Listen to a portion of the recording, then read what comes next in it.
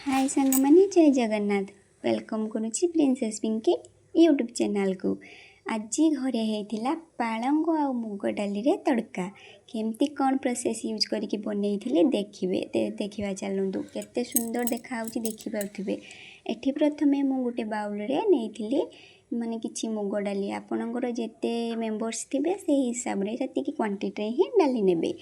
किसी समय भेदेक रखीदेली कि समय भेदेक रखीदे सी डालीटा आमर शीघ्र सीझीज कहीं मुग डाली प्रेसर रे सीझेले एत भल लगे ताकू आम कढ़ारे ही सीझेबा। एठी शाग को मु धोईकी नहीं आसी एमती मीडियम मीडियम साइज रे काटी नबा। शाग को बेसी छोट छोट साइज करी काटबेनी सेटा बेसी छोट छोट साइज करी काटिले शागटा शीघ्र बेसी सीझीज आउ डाली सहित पूरा मिक्स हो। आम तड़का बनैबा जेहेतु डाली आउ शाग आलू से सब ठीक मीडियम मीडियम ये डाली हल्का सीझ बेसी पूरा सीझबनी शाग टिके मीडियम मीडियम रे रखिबा। एठी आलू चाहिए ऐड करि पारे चाहिए भी ऐड करि न पारंती। एठी मु 3टा आलू नेथिली मीडियम मीडियम साइज रे ताकू धोईकरी भल भाव में पूरा छेलिकी चुपा सफा करि नेछि। आलू को आम सेमती बड़ बड़ साइज रे काटिबानी डाली शाग सहित जमती माने ठीक ठाक रहिबो से हिसाब रे ही काटिबा। एठी मो आलू को केते मीडियम साइज रे काटिछि देखि पाउथिबे एमती ही आलू को काटिबे। बेसी बड़ कले शाग डाली सीझीजिवो आलू बड़ बड़ पीस होइके रहिजिवो देखि पाउथिबे। आलू कटा चलछि आलू एमती ही मीडियम मीडियम साइज रे काटिबे।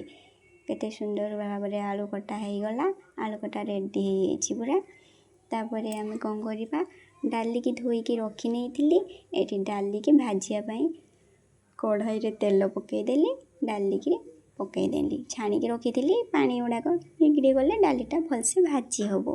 एठी गैस रो फ्लेम को बढ़ाई देली डाली के भल भाव में भाजिला परे सेतिरे कि पानी देदेबा। पानी 2 ରୁ 3 ग्लास पानी देइथिली कहीं शाग आलू तादिहरे मिसेबा आउ से सीझियापाई ताको बेसिका टिके पानी देवार आवश्यकता अच्छी। तापरे आम ये हल्दी पकईले लुण पकईले जी आवश्यक लुण पकईबे बेसी लुण पकईले लुणिया हो पुणी आउ तरकार टेस्ट कमिज आउ कहीं खाई पारिबेनी।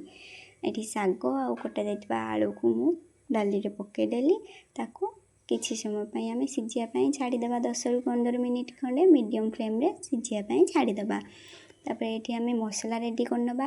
मसला बनवाई मुझे 2 इंच पाखापाखि अदा 2टी रसुण ताकू छड़ेकी मसला पेस्ट रेडी करके रखी नहीं। तापर ये 2टा बड़ बड़ साइज रो पियाज नहीं कंचा लंका नहीं टमाटो नहीं पियाज को एमती काटी नेबे चुनी चुनी करी काटी नेबे कंचा लंका काटिकी रखी नहीं। तापर पियाज एमती काटी नेली आपन चाहिए कंचा लंका ऐड करि परिबे नचेत न करि परिबे। जदि छोट छुआ थिबे बेसी राग खाउ नथिबे तो कंचा लंकाटा स्किप करदेबे। तापर आम टमाटो को एमती साइज रे काटी नबा। टमाटर ता मुंडी आड़ू टिके टिके काटी काटनबा सेटा तरकारी रे पड़िले सीझीबनी से तरकारीटा लुक कमिजिवो। आ टमाटो को एमती छोट छोट करके काटी नहीं आ पियाज टमाटो कटा सब रेडी हो गलानी। डाली ता भितर डाली आमर सीझी एमती दर सीझा ही करेंगे बहुत बेसी सीझेबेनी इनकी पूरा कम सीझेबेनी मीडियम साइज रे ही सीझेबे। तापर ये तेल पकईदेली से किसी गोटा मसला मु पकई देइछि। तापर आम पियाज को पकई नबा। पियाज को भाजिबा गैस रो फ्लेम को लो रखिबा नहेले जलीजिवो पियाज तरकार टेस्ट आसीबनी। पियाज रे टिके लुण पकईदेबा लुण पकईदेले पियाजटा पोड़ीबनी शीघ्र महुली जीवो। आउ सेथिरे मु टिके चीनी ऐड करछि चीनी ऐड कले तरकार रो कलरटा बहुत ही भल आसे। तापर पियाज मौला परे आमे मसला सब ऐड करि नबा। मु लंका गुंड देदेली हल्दी गुंड देदेली मु पैकेट मसला किछि यूज करि नाइ आपन चाहिले पैकेट मसला यूज करि परिबे। सेथिरे पियाज मसला गुंड सब भाजी गला परे आमे अदा रसुण बटा को सेथिरे देदेबा। देला परे ताकू किछि समय आमे कषिबा। कषिला परे सेथिरो टिके टिके तेल आसीगला परे आमे कौन करवा ना टमाटो जो काटिकी रखी से टमाटो तक सब से अदा माने मसला रे देदेबा। ये मसला रेडी हो गला देखिपे से टमाटो कटा मु पकई नहीं। टमाटो कटा पकईला परे आमे किछि समय ताकू एमती कषि चलिबा गैस फ्लेम को टिके बढ़ाई देवा कहीं पूरा सिम रखिले से होनी तली लगी माने लग जाऊँगी टिके मु पानी ऐड कर मसलाटा ऑलरेडी रेडी हो गला आम मसलार जिते तेल एमती बाहर से मसला रेडी होगा बोली जान से मु गरम मसला टिके ऐड करी हल्दी गुंड लंका गुंड ऐड कर गुंड मसला यूज करना बास मसला रेडी होता ये आम सिझे रखि डाली ता देहरे पकई नवा पकई नहीं एमती किसी समय गोले दबा ताकू फुटियापाई किसी समय छाड़ीदबा